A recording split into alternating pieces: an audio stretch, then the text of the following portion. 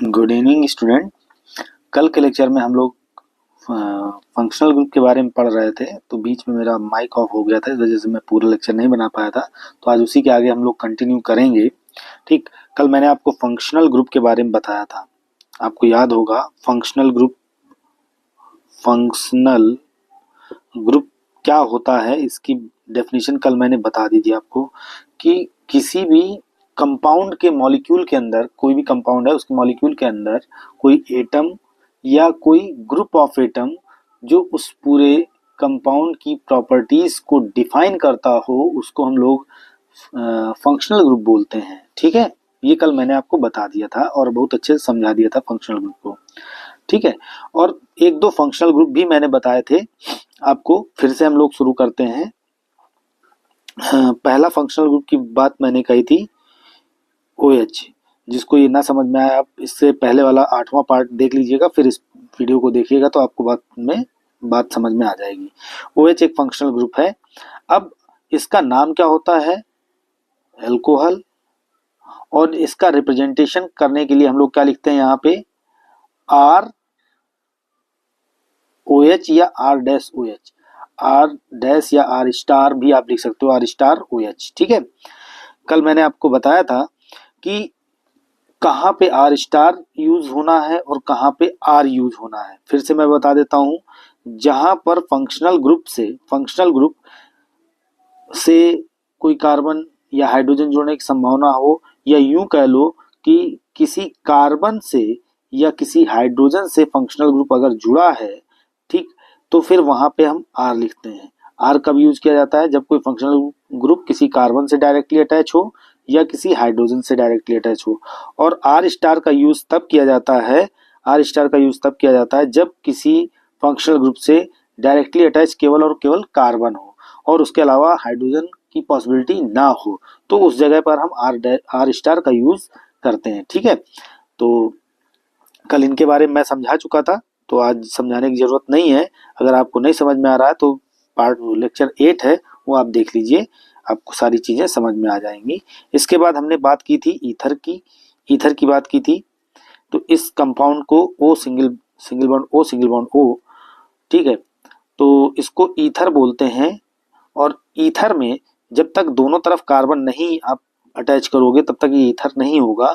तो कार्बन ही अटैच कर सकते हो, इसका मतलब यहाँ पे R स्टार का रखना पड़ेगा हमको, OR स्टार। ठीक है, तीसरा ग्रुप था हमारा CHO। ठीक है, CHO। और CHO में मैंने आपको कल बताया था कि CHO में ऐसे है CHO। अगर आप यहाँ पे हाइड्रोजन ऐड कर देते हो और एक बार आप कार्बन अटैच करके देखते हो, तो दोनों ही कंडीशन में ये एल्डिहाइड है, ये भी एल्डिहाइड है और ये भी एल्डिहाइड है। इनमें एल्डिहाइड ये भी है, एल्डिहाइड, ठीक है, एल्डिहाइड ये भी है, एल्डिहाइड ये भी है। तो कंपाउंड के नेचर में कोई फर्क नहीं आ रहा, चाहे आप हाइड्रोजन अटैच करो चाहे कार्बन अटैच करो। तो यहाँ पर इसका मतलब यह है कि इस CHO से कार्बन भी अटैच हो सकता है और हाइड्रोजन भी अटैच हो सकता है। ठीक है, तो ऐसी कंडीशन में हम क्या ऐड करेंगे? यहाँ पे R स्टार ऐड करेंगे या R ऐड करेंगे, क्योंकि यहाँ कुछ भी हो सकता है, हाइड्रोजन भी हो सकता है, कार्बन भी हो सकता है। तो पहले हम इसका नाम लिखते हैं। नाम किसका होता है? नाम क्या होता है इसका? Aldehyde group.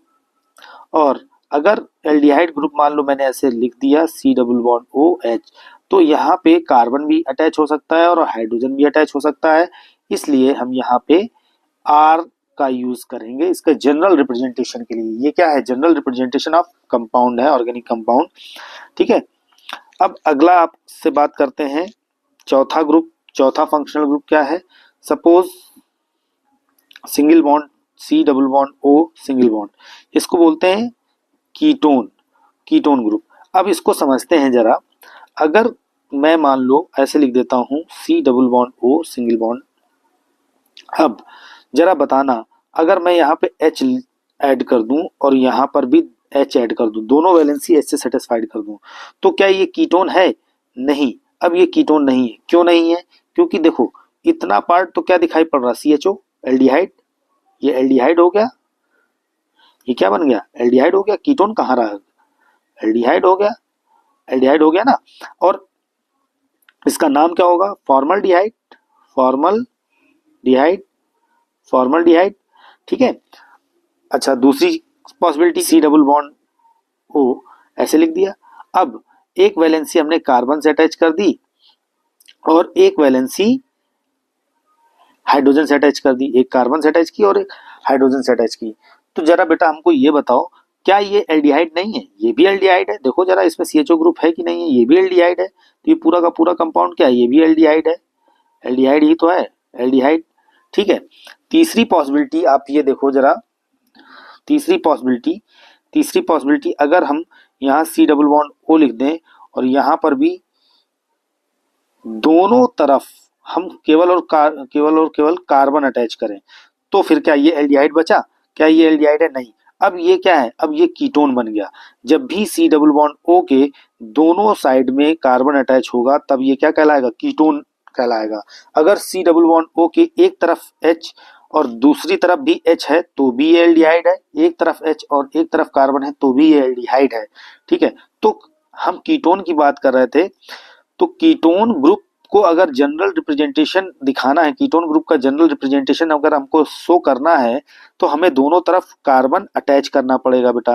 कार्बन के अलावा ना तो हम हाइड्रोजन अटैच कर सकते हैं दोनों तरफ, और ना ही एक कार्बन एक हाइड्रोजन, ये भी पॉसिबिलिटी नहीं हो सकती, ये भी पॉसिबिलिटी नहीं हो सकती। ठीक है। केवल यही पॉसिबिलिटी है अगर अगर हमको क्या करना है? कीटोन बनाना है तो। ठीक है। तो इसका मतलब कार्बन के लिए मैंने क्या सिखाया था? अगर केवल और केवल कार्बन अटैच होने की पॉसिबिलिटी आपको दिखाई पड़े तो वहां फिर आर स्टार यूज करना, ना कि आर। ठीक है। तो आप यहाँ पे क्या यूज करोगे? आर स्टार यूज करोगे। तो सबसे पहले आप क्या करो? सी डबल बॉन्ड ओ लिखो और उसके दोनों तरफ आप आर स्टार अटैच कर दो, ऐसे आर स्टार। इधर भी क्या कर दोगे? R star. ये जनरल रिप्रेजेंटेशन हो गया किसका? कीटोन का। ठीक है। नेक्स्ट ग्रुप की बात करते हैं। पांचवा ग्रुप जो है हमारा वो है C single bond C double bond O, single bond O single bond H. इसको बोलते हैं कार्बोक्सिलिक एसिड, कार्बोक्सिलिक एसिड। अब जरा हमको ये बताना बेटा कि ये जो फ्री वैलेंसी है इसकी, ये जो एक वैलेंसी वैकेंट है, या एक वैलेंसी वैकेंट नहीं बोलेंगे, एक वैलेंसी फ्री है जो, अब इसको कार्बन से सेटिस्फाइड करें कि हाइड्रोजन से सेटिस्फाइड करें कि दोनों से कर सकते हैं? तो दो बार लिख के देख लेते हैं। ठीक है। C double bond O H, अगर हम इस वैलेंसी को सेटिस्फाइड करें तो ये क्या बन जाएगा? अगर हाइड्रोजन सेटिस्फाइड करें तो H C double O H. अगर इसी को हम C double bond O O H ऐसे लिख लें और इस वैलेंसी को कार्बन से सेटिस्फाइड करें तो C double bond C double O H बन जाएगा। ठीक है। तो देखो इस हाइड्रोजन के अटैच होने से या इस कार्बन के अटैच होने से क्या फंक्शनल ग्रुप के नेचर में कोई फर्क पड़ा? फंक्शनल ग्रुप में कोई फर्क पड़ा? कोई फर्क नहीं पड़ा। ठीक है। जब कोई फर्क नहीं पड़ रहा है कार्बन या हाइड्रोजन के अटैच होने से, तो इसका मतलब हम यहाँ पे कार्बन भी अटैच कर सकते हैं और हाइड्रोजन भी अटैच कर सकते हैं। ठीक है। तो आप हमेशा ध्यान रखिएगा, जब भी किसी फंक्शनल ग्रुप में जो फ्री वैलेंसी हो उसमें कार्बन और हाइड्रोजन अटैच करने की बात आए, ठीक है, तो आप ये देखना कि कार्बन अटैच करने के बाद और हाइड्रोजन अटैच करने के बाद अगर फंक्शनल ग्रुप पर कोई इफेक्ट नहीं पड़ता है, ठीक है, तो आप क्या कर सकते हो? दोनों के दोनों ऐड कर सकते हो, कार्बन भी ऐड कर सकते हो और हाइड्रोजन भी ऐड कर सकते हो। लेकिन अगर कार्बन और हाइड्रोजन के ऐड करने के बाद फंक्शनल ग्रुप चेंज हो जाता है तो फिर आपको ध्यान देना पड़ेगा कि कोई एक ही चीज ऐड होगी, या तो कार्बन अटैच होगा या हाइड्रोजन अटैच होगा। ठीक है, आई बात समझ में? ठीक, तो इस चीज को ध्यान रखें। तो यहाँ पे सी डबल बॉन्ड ओ और single bond O H carboxylic acid को रिप्रेजेंट करना था, तो अभी मैंने लिख के दिखाया कि यहाँ पे हाइड्रोजन भी अटैच कर सकता हूँ, कार्बन भी अटैच कर सकता हूँ। तो यहाँ पे हम लोग क्या लिखेंगे? आर स्टार लिखेंगे या फिर आर लिखेंगे? तो बेटा यहाँ पे हम लोग सिर्फ आर लिखेंगे, क्योंकि यहाँ पे जो पॉसिबिलिटी है कार्बन भी हो सकता है और क्या हो सकता है बेटा? यहाँ पे हाइड्रोजन भी हो सकता है। तो ये तो ग्रुप ऐसे रहेगा फंक्शनल ग्रुप। ठीक है, ये वैलेंसी है, तो यहाँ आर का मतलब यहाँ कार्बन भी हो सकता है और हाइड्रोजन भी हो सकता है। चाहे कार्बन लगा दो तब भी कार्बोक्सिलिक एसिड रहेगा, हाइड्रोजन लगा दो तब भी कार्बोक्सिलिक एसिड रहेगा। ठीक है, चलो नेक्स्ट देखते हैं।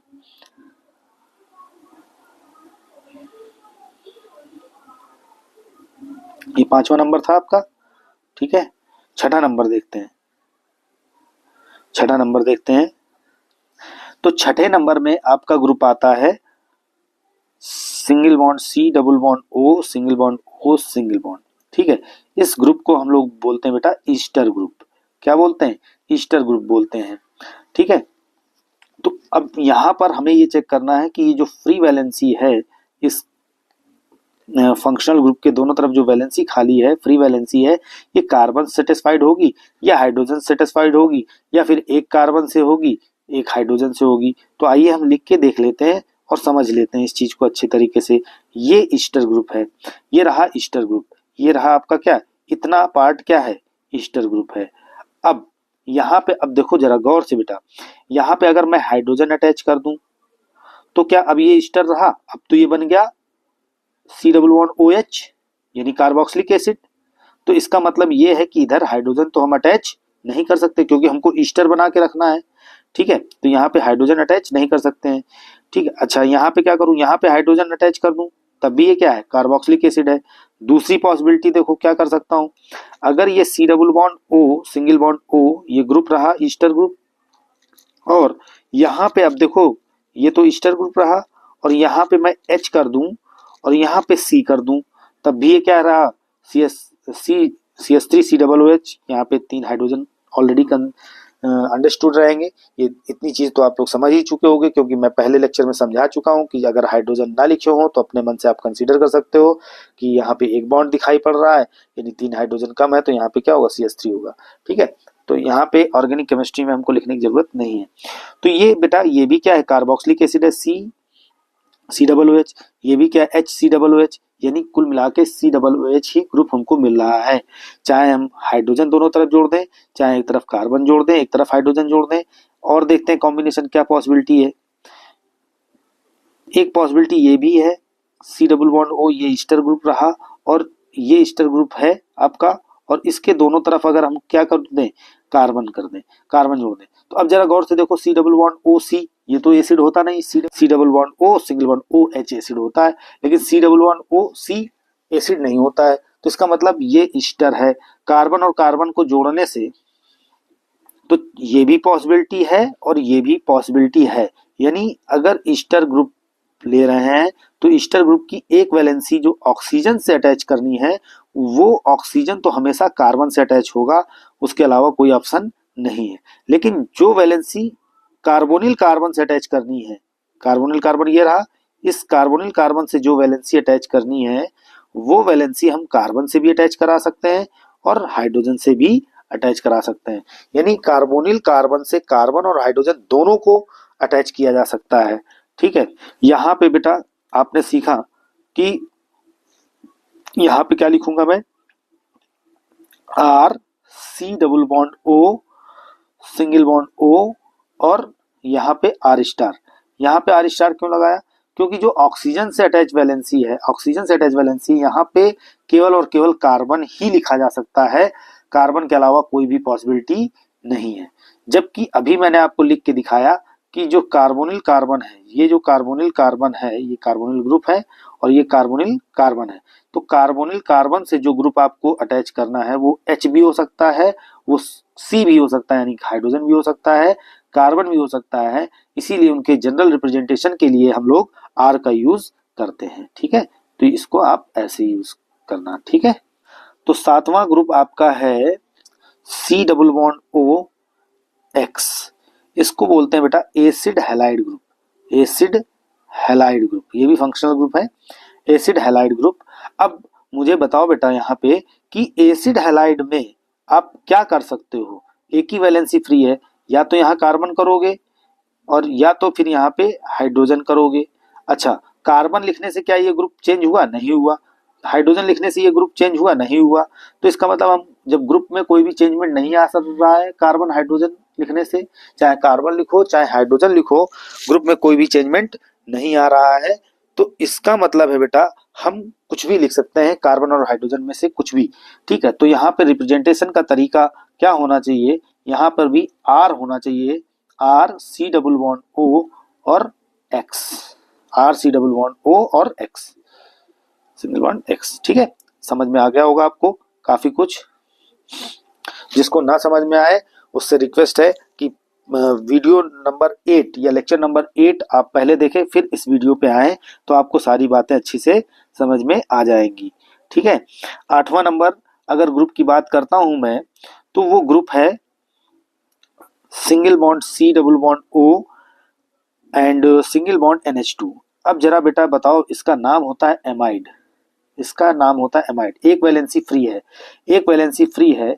जब एक वैलेंसी फ्री है बेटा यहाँ पे, ठीक, तो इस एक वैलेंसी में कार्बन भी हो सकता है यहाँ पे, और यहाँ पे हाइड्रोजन भी हो सकता है।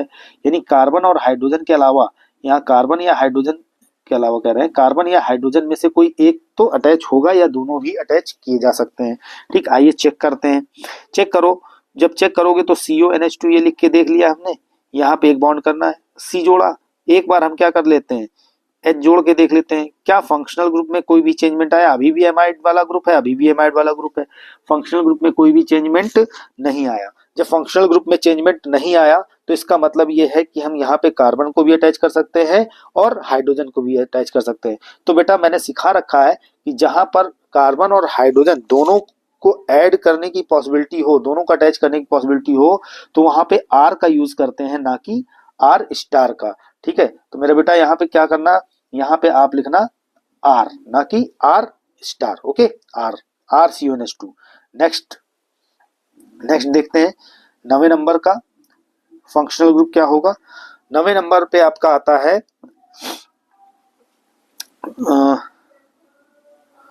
एक्स।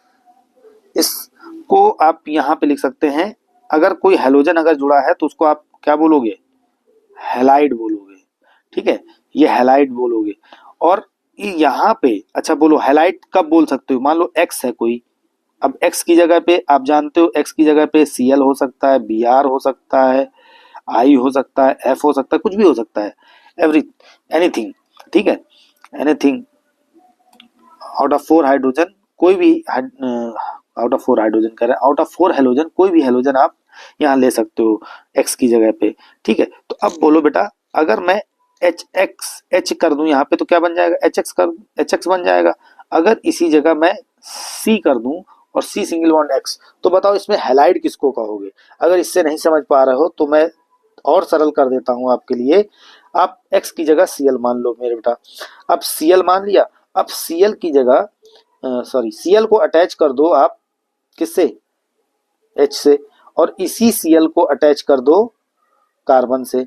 तो अब बोलो क्या ये हैलाइड है, इसको हैलाइड कहेंगे? नहीं, ये तो एसिड बन गया, हाइड्रोक्लोरिक एसिड। हाँ, ये कहलाएगा आपका मिथाइल क्लोराइड, क्योंकि एक कार्बन अटैच है, सी को हम, एक सिंगल कार्बन होता है तो उसको क्या लिख सकते हो, CH3, क्योंकि H तो अंडरस्टूड है, CH3Cl, तो इसका नाम क्या हो जाएगा, मिथाइल क्लोराइड। तो ये आपका हैलाइड है, जबकि ये आपका हैलाइड नहीं है, ये वाला हैलाइड नहीं है, जबकि ये वाला आपका हैलाइड है। ठीक है, ये हैलाइड है। तो यहां से कंक्लूजन ये निकला कि अगर आप हेलोजन को एज ए फंक्शनल ग्रुप मान रहे हो, ठीक है, अगर हेलोजन को आप फंक्शनल ग्रुप मान रहे हो, तो यहाँ पे H तो जुड़ने की पॉसिबिलिटी नहीं है। अगर X के साथ आप H जोड़ देते हो तो फिर वो हैलाइड नहीं रहेगा, वो एसिड में कन्वर्ट हो जाएगा। ठीक है, तो यहाँ पे हम केवल और केवल कार्बन ऐड कर सकते हैं यहाँ पे। तो इसका मतलब है यहाँ पे क्या होना चाहिए, R स्टार होना चाहिए, बाकी का आप ऐड कर दो X, तो ये आपका एल्किल हैलाइड हो गया। ठीक है, 10 नंबर में अगर आप देखें तो आपका ग्रुप आता है C double single bond C double bond O single bond O single bond C double bond O single bond, हाँ, इस तरीके से लिखा हुआ है। इसको आप ऐसे भी लिख सकते हो, और करके CO single bond O CO, ऐसे भी लिख सकते हो। इसको बोलते हैं बेटा एनहाइड्राइड, इसको क्या बोलते हैं, एनहाइड्राइड ग्रुप बोलते हैं, एनहाइड्राइड। अब बताओ देख के हमको कि बताओ, ये इसकी 2 वैलेंसी फ्री है, 2 वैलेंसी फ्री है ना, आप देख रहे हो इसकी 2 वैलेंसी फ्री है। एक तो ये वाली वैलेंसी फ्री है, ये वाली, एक ये वाली, दो वैलेंसी फ्री है। तो अब यहाँ दोनों वैलेंसी को कार्बन से सेटिस्फाइड किया जाए, या दोनों वैलेंसी को हाइड्रोजन से सेटिस्फाइड किया जाए, या एक वैलेंसी को कार्बन से, एक वैलेंसी को हाइड्रोजन से सेटिस्फाइड किया जाए, कैसे आपको करना है। तो आइए लिख के देखते हैं। C double bond O, single bond O, C double bond O, और ये वैलेंसी फ्री है। अब यहाँ पे दोनों बार हम क्या कर देते हैं, H जोड़ देते हैं, ठीक है। तो H और H जोड़ने से क्या ये एनहाइड्राइड ग्रुप में कोई चेंजमेंट आया? कोई भी चेंजमेंट नहीं आया, ठीक। अगर हम यहाँ पे कार्बन जोड़ देते हैं तो क्या कार्बन जोड़ने से ग्रुप में कोई फर्क पड़ रहा है? नहीं पड़ रहा है, ठीक। तो इसका मतलब ये है कि हम यहाँ पर दोनों जो वैलेंसी हैं, चाहे तो हाइड्रोजन सेटिस्फाइड करें और चाहे तो कार्बन सेटिस्फाइड करें, तो इसका जो जनरल रिप्रेजेंटेशन होगा बेटा वो क्या होगा, आप देखो यहाँ पे जनरल रिप्रेजेंटेशन होगा आर आर, यानी यहाँ पे हो जाएगा C double bond O, single bond O, C double bond O, single bond O, ठीक है। तो ये आपका एनहाइड्राइड हो गया। आई बात समझ में? नेक्स्ट देखो और समझने की कोशिश करो, बहुत ढेर सारे एग्जाम्पल हैं, एक में नहीं आएगा दूसरे में आएगा। 11वां एग्जाम्पल अगर मैं इसको लेता है साइनाइड को, C triple bond N, C triple bond N, इसको बोलते हैं साइनाइड ग्रुप बोलते हैं, आपको भी पता होगा साइनाइड ग्रुप बोलते हैं। अब मेरे बेटा ये बताओ यहाँ पे C ट्रिपल बॉन्ड N जो साइनाइड ग्रुप है, तो यहाँ पे क्या कार्बन जोड़ूं या हाइड्रोजन जोड़ूं? दोनों करके देख लेते हैं। तो दोनों करके जब देखेंगे तो यहाँ पे कार्बन लिखा और एक बार मैंने यहाँ पे H C triple bond N ऐसे लिख दिया, ठीक है। तो यहाँ पर अब देखो ये क्या मिथाइल साइनाइड है, ये मीथेन नाइट्राइल कह सकते हो और इसको इथेन नाइट्राइल कह सकते हो, ठीक है। तो यहाँ पर बेटा हम H भी जोड़ सकते हैं और C भी जोड़ सकते हैं। तो यहाँ R लिखा जाएगा या R स्टार लिखा जाएगा। तो मेरे ख्याल से आप समझ चुके होंगे कि बेटा यहाँ पे R लिखा जाएगा, R C triple bond N, क्योंकि यहाँ पे ये जो R है ना, इसकी जगह हम कार्बन भी लिख सकते हैं बेटा, इसकी जगह हम हाइड्रोजन भी लिख सकते हैं, जिससे कि फंक्शनल ग्रुप में कोई फर्क नहीं आएगा, ठीक है। अगले ग्रुप की हम बात करते हैं, फंक्शनल ग्रुप है वो भी आपका अगला फंक्शनल ग्रुप रहा। ये सब मैं रैंडमली बता रहा हूँ, कोई सीक्वेंस से नहीं बता रहा हूँ, सीक्वेंस बाद में हम लगाएंगे इसका, ठीक है। N double bond C coordinate bond C, ठीक है। तो इसका नाम होता है बेटा आइसोसाइनाइड, आइसोसाइनाइड, ठीक है, आइसोसाइनाइड। और आइसोसाइनाइड होने के लिए यहाँ पे कार्बन का होना जरूरी है। ये जो वैलेंसी है, ये वैलेंसी किससे सेटिस्फाइड होनी चाहिए? कार्बन सेटिस्फाइड होनी चाहिए। तो बेटा यहाँ पे आप क्या कर सकते हो, आर एन सी लिख सकते हो, या आपको कोऑर्डिनेट बॉन्ड वगैरह दिखाना है तो आप ऐसे दिखा सकते हो, R N double bond coordinate C, ऐसे RNC। नेक्स्ट बात करता हूं 13वें ग्रुप की। तो 13वां ग्रुप है C double bond O NH R, यहाँ R बोल दिया है, R ना होके कुछ भी हो सकता है, वो हमें चेक करना पड़ेगा, R होगा कि R स्टार होगा। कुल मिला के ये एमाइड ग्रुप तो नहीं है, मतलब एमाइड तो है, एमाइड का जो 1 डिग्री एमाइड जिसको बोलते हैं जनरली, वो नहीं है, ठीक है।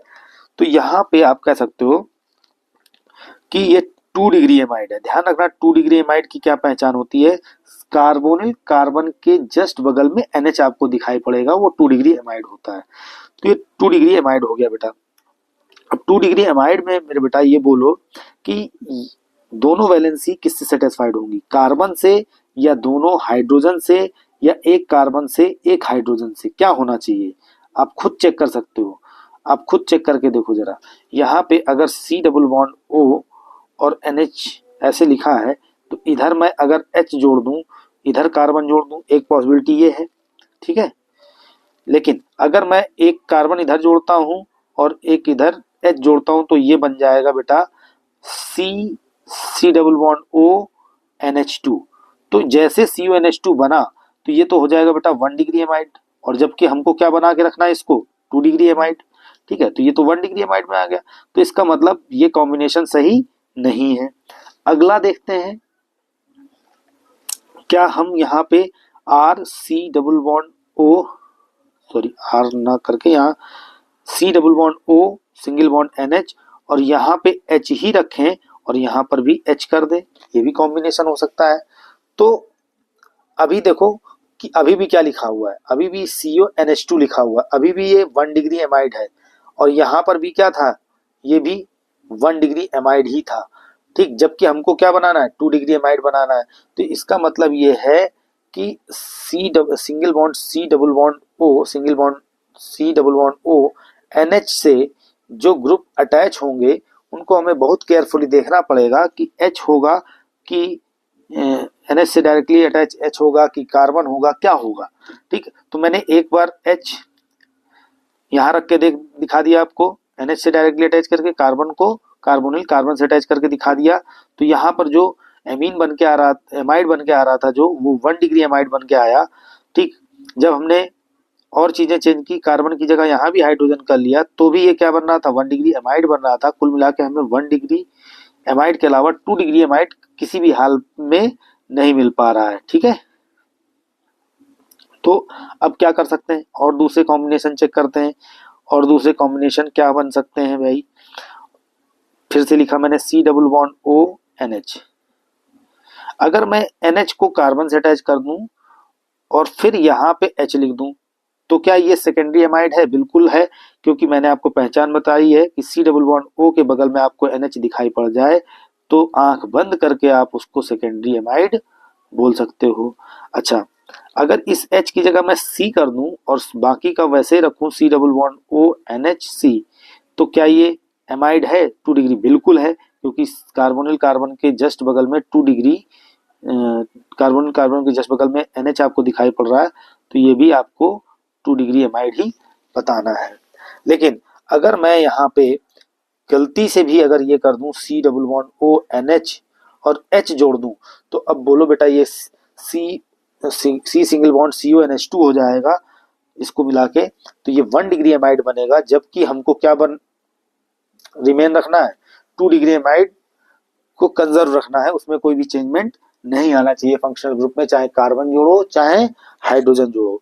ठीक है, तो बेटा हम इसका मतलब ये है कि लेफ्ट हैंड में कार्बन जोड़ दें चाहे हाइड्रोजन जोड़ दें। एक बार देखो कार्बन जोड़ के दिखाया मैंने, एक बार हाइड्रोजन जोड़ के दिखाया, एमाइड में कोई फर्क नहीं पड़ रहा है। तो इसका मतलब लेफ्ट हैंड साइड में लेफ्ट वाली जो वैलेंसी है उसको हम कार्बन से भी सेटिस्फाइड कर सकते हैं और हाइड्रोजन से भी सेटिस्फाइड कर सकते हैं। तो सबसे पहले तो हमने ग्रुप लिखा C double bond O NH single bond single bond. अब यहाँ पर मेरे बेटा यहाँ पे हम लोग क्या जोड़ सकते हैं, कार्बन जोड़ सकते हैं, कार्बन जोड़ सकते हैं, तो कार्बन जोड़ सकते हैं और हाइड्रोजन भी जोड़ सकते हैं। देखो कार्बन जोड़ सकते हैं और हाइड्रोजन को भी जोड़ सकते हैं। ठीक है, तो यहाँ पे हम R लिखेंगे ना कि R स्टार। लेकिन जो NH है, NH से डायरेक्टली अटैच कार्बन कंपलसरी है। ठीक है, NH से डायरेक्टली अटैच कार्बन कंपलसरी है, चाहे आपने लेफ्ट हैंड में हाइड्रोजन जोड़ रखा हो तो भी राइट हैंड में कार्बन जोड़ना है, आपने लेफ्ट हैंड में कार्बन जोड़ रखा है तो भी आपको राइट हैंड में कार्बन ही जोड़ना है। ठीक है, क्योंकि अगर आप चेंजमेंट करते हो, कुछ भी चेंजमेंट करते हो, तो फिर एमाइड का डिग्री चेंज हो जाएगा, जो कि हमें नहीं करना है। ठीक है, तो ये दोनों कंडीशन किसकी हुई बेटा, 2 डिग्री एमाइड की। तो इतना तो कंफर्म हो गया कि लेफ्ट साइड में R ही रहेगा, क्योंकि यहाँ पे कार्बन और हाइड्रोजन, कार्बन की भी देखो पॉसिबिलिटी है और हाइड्रोजन की भी पॉसिबिलिटी है, दोनों चीजें अटैच की जा सकती हैं। लेकिन यहाँ पर मेरे बेटा हमेशा कार्बन होगा, तो यहाँ पे हमें R स्टार लिखना पड़ेगा। ठीक है, ये आपका रहा बेंजीन रिंग, और यहाँ पे जोड़ दिया मैंने OH। ठीक है, OH। तो ये जो OH ग्रुप होता है, ये जो OH ग्रुप होता है आपका, इसको बोलते हैं phenolic OH, phenolic functional group, phenolic functional group, functional group. ठीक है, फंक्शनल ग्रुप। तो इसको रिप्रेजेंट करने का कोई खास तरीका है नहीं, आप इसको क्या कर सकते हो, ये तो 2 डिग्री एमाइड बोलते हैं। अच्छा, यहाँ पे नाम भी लिखना होता, तो आप 2 डिग्री एमाइड लिख सकते हो, 2 डिग्री एमाइड, 2 डिग्री एमाइड। ठीक, तो अगर इस फंक्शनल ग्रुप का नाम लिखना है तो आप अच्छे से लिख सकते हो, इसको बोलते हैं phenolic, phenolic functional group, phenolic functional group. ठीक है, फिनोलिक फंक्शनल ग्रुप। ओके, अब ध्यान रखना कि अगर OH बेंजीन रिंग से डायरेक्टली अटैच है तो फिर ये फिनोलिक होता है। अगर यही OH बेंजीन रिंग से डायरेक्टली अटैच ना होकर बेंजीन रिंग पर कोई कार्बन हो और उससे अटैच हो तो फिर ये बेंजाइलिक होता है, बेंजाइलिक होता है, बेंजाइलिक OH होता है। ठीक है, तो ये अल्कोहल कहलाएगा, ये कंपाउंड अल्कोहल है, लेकिन इस कंपाउंड को आप अल्कोहल नहीं कहोगे, इसमें इसको OH जरूर है बेटा, लेकिन ध्यान रखना कि फिनॉल को आप अल्कोहल नहीं बोल सकते हो, अल्कोहल नहीं बोल सकते हो। ठीक है, तो यानी OH जब इनडायरेक्टली अटैच हो बेंजीन रिंग से तो आप उसको अल्कोहल बोल सकते हो, डायरेक्टली अटैच हो तो नहीं बोल सकते हो, क्योंकि आप जब रेजोनेंस करके देखोगे तो आप जियोसिम पढ़ चुके होगे कि ये क्या करता है, फिनॉल जो होता है ये एसिड की तरीके H+ रिलीज कर देता है और आपको मोस्ट स्टेबल फिनॉक्साइड आयन देता है। ये क्या है, फिनॉक्साइड आयन, फिनॉक्साइड आयन देता है और आपको क्या H+ रिलीज कर देता है एसिड के तरीके, ये H+ रिलीज हो गया, ये H+ रिलीज हो गया, है ना। तो मेरे ख्याल से बात आपको समझ में आ गई होगी कि फिनोलिक और अल्कोहलिक में क्या फर्क होता है। एक बार फिर से फंक्शनल ग्रुप पे नजर डाल लीजिए। देखो, कहने को तो आप और भी लिख सकते हो, हालांकि IUPAC इनको नहीं मानती है। हम ट्रिपल बॉन्ड को भी फंक्शनल ग्रुप बोलते हैं, ठीक है, डबल बॉन्ड को भी फंक्शनल ग्रुप बोलते हैं और सिंगल बॉन्ड को भी फंक्शनल ग्रुप बोलते हैं, NO2 को भी बोलते हैं फंक्शनल ग्रुप। हालांकि IUPAC नहीं मानती है, लेकिन कहीं ना कहीं ये फंक्शनल ग्रुप के तरीके ही ट्रीट करते हैं। ठीक है, 17, 18। तो अगर हम इनकी बात करें तो ये इनका नाम होता है एल्काइन, जहाँ पे ट्रिपल बॉन्ड होगा उसका नाम क्या होगा बेटा, एल्काइन, इसका नाम होगा एल्काइन। ठीक है, एल्काइन, इसका नाम होगा एल्कीन, डबल बॉन्ड वाले को एल्कीन, सिंगल बॉन्ड वाले को एल्केन, एल्केन बोलेंगे, एल्केन। ठीक है, और NO2 को तो नाइट्रो, आप जानते हो, नाइट्रो। ठीक, अब जनरली रिप्रेजेंट करना है तो अब यहाँ पे जब ट्रिपल बॉन्ड होगा बेटा, ट्रिपल बॉन्ड होगा तो कार्बन का होना जरूरी है, तभी तो ट्रिपल बॉन्ड हो सकता है, कार्बन नहीं होगा तो ट्रिपल बॉन्ड नहीं होगा, है ना। अब यहाँ पे आप क्या जोड़ सकते हो, इस कार्बन से H भी जोड़ सकते हो इधर, और इस कार्बन से अगर चाहो तो HH जोड़ दो, और चाहे तो आप ऐसे लिख के देख लो, यहाँ पे आप कार्बन जोड़ सकते हो, यहाँ पे भी कार्बन जोड़ सकते हो। तो कुल मिला के ये जो कार्बन कार्बन के बीच ट्रिपल बॉन्ड है, इसके दोनों तरफ हम HH जोड़ सकते हैं, दोनों तरफ कार्बन जोड़ सकते हैं, या फिर एक तरफ मैंने H जोड़ दिया, एक तरफ कार्बन जोड़ दिया, तब भी फंक्शनल ग्रुप में कोई फर्क नहीं पड़ रहा है। इसका मतलब हम कार्बन हाइड्रोजन में से कुछ भी अटैच करा सकते हैं। तो मेरे बेटा यहाँ पे आप लिख सकते हो R triple bond R star क्यों नहीं रखा, क्योंकि R स्टार रख देता तो इसका मतलब हो जाता कि यहाँ पे सिर्फ और सिर्फ कार्बन हो सकता है, इस तरीके से बाकी कुछ भी नहीं हो सकता है। लेकिन यहाँ R लिखने का मतलब यहाँ ये भी पॉसिबिलिटी, ये भी हाइड्रोजन हो सकता है C ट्रिपल बॉन्ड C, और यहाँ पे भी हाइड्रोजन हो सकता है। एक और पॉसिबिलिटी ये हो सकती है HC ट्रिपल बॉन्ड C और C, तभी भी ये क्या है, एल्काइन ही है, एल्कीन कह रहे हैं, एल्काइन ही है। यहाँ पर भी एल्काइन था, यहाँ पर भी एल्कीन है, एल्काइन है।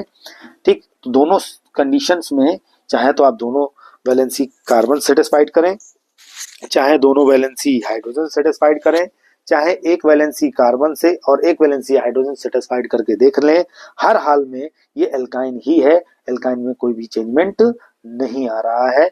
तो बेटा यहाँ पे R स्टार नहीं यूज करेंगे, क्या यूज करेंगे, R यूज करेंगे। ठीक इसी तरीके से यहाँ पर भी सेम वही कंडीशन कि अगर डबल बॉन्ड है तो यहाँ पे कार्बन का होना जरूरी है।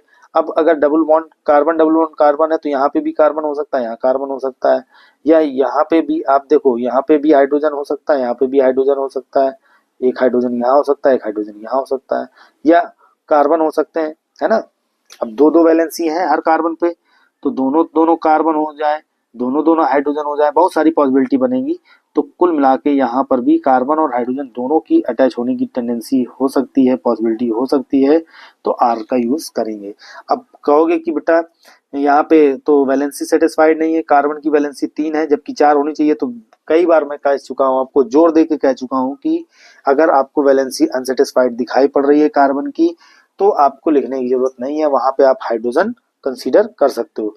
अब यहाँ पे जैसे सिंगल बॉन्ड है, अब सिंगल बॉन्ड है, अब ये बॉन्ड लगा दिए, तो अब इस बॉन्ड में देखो क्या क्या पॉसिबिलिटी बनेगी, यहाँ भी कार्बन, यहाँ भी कार्बन, या फिर ऐसा कर सकता हूँ, यहाँ पे कार्बन, यहाँ पे हाइड्रोजन। ठीक, तो क्या ये एल्केन है? इसको देखो, ये एल्केन है क्या भाई? देख सकते हैं वैलेंस सेटिस्फाइड करके, एच एच एच एच से वैलेंस सेटिस्फाइड, यहाँ एच से सेटिस्फाइड, तो ये भी एल्केन है। यहाँ पर भी अगर हम वैलेंसी सेटिस्फाइड करें एच एच से, तो ये भी क्या है, एक प्रकार का एल्केन है।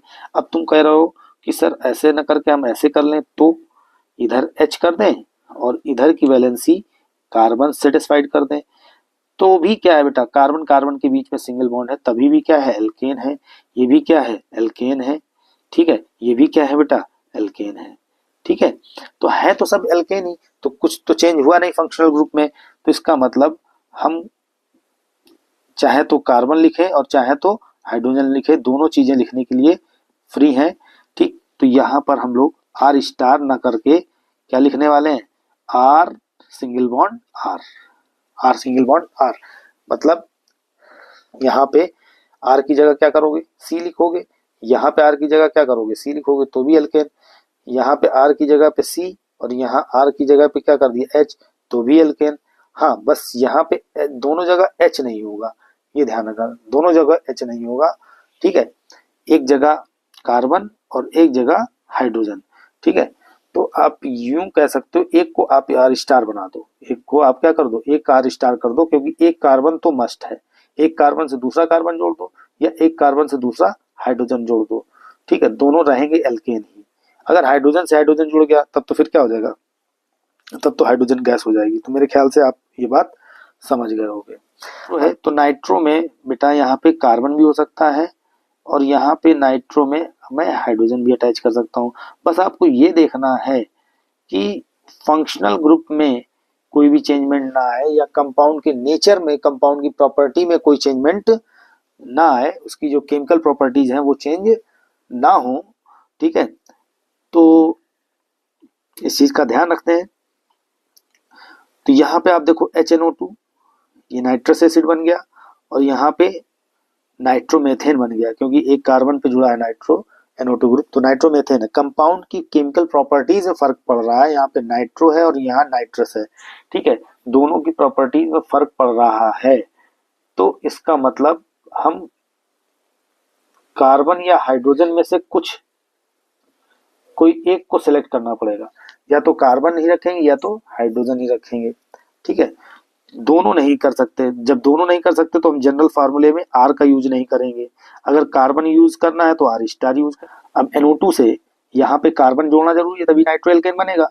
ठीक है, नाइट्रो एल्केन तभी तो बनेगा, तो यहाँ पे आर स्टार आप लगा दो, यहाँ पे क्या लगा दो, आर स्टार, नाइट्रो एल्केन। अगर अब बहुत से बच्चों को लग रहा होगा कि सर RNO2 लिख दें तो क्या हो जाएगा, बेटा जैसे आर लिखोगे तो आर का मतलब मैंने क्या बताया, एच भी हो सकता है, तो HNO2, कुछ लोग तो कुछ बच्चे इसको HNO2 बना देंगे, ये HNO2 है, और कुछ बच्चे इसको क्या बोलेंगे, CNO2 है, नाइट्रो एल्केन है, कुछ नाइट्रस एसिड बोलेंगे। तो इस आर से क्लियरिटी नहीं आ पा रही, लेकिन अगर आपने आर स्टार NO2 लिख दिया तो इस बात की क्लियरिटी आ जाती है कि यहाँ पे कार्बन ही होगा और 100% ये नाइट्रो एल्केन होगा, नाइट्रो एल्केन की जगह और कुछ भी नहीं हो सकता है। ठीक है, तो आइए अब क्वेश्चनों की बात करते हैं। क्वेश्चंस क्या होंगे अपने, तो क्वेश्चंस देखते हैं। कुछ क्वेश्चंस मैं लिख रहा हूं, उनके आंसर आप बताना।